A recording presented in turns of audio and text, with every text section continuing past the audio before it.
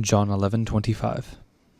Ipsum solum anet, si autem mortuum fuerit, multum fructum adfert, qui amat animam suam perdet eam, et qui odit animam suam in hoc mundo, in vitam aeternam custodit eam. It remains by itself, but if it does die, it bears much fruit. He who loves his own life will lose it, and he who hates his own life in this world protects it or saves it unto eternal life. Now, the first three words of our verse were dealt with as a continuation of the thought in the last verse, so if you have any questions about that, I would consult the last video.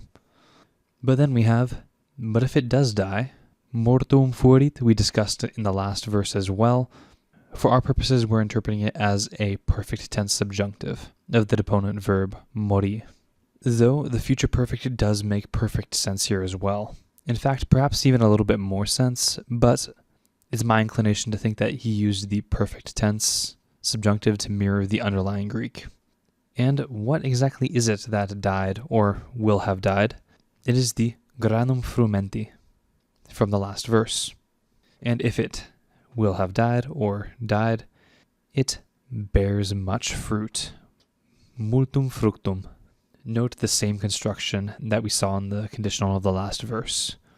Then we have, whoever loves his own life will lose it, am the antecedent being animam, and note the tense of perdet. It is future tense, and we know this because it is a third conjugation verb, therefore it would take the et for the third person singular future tense.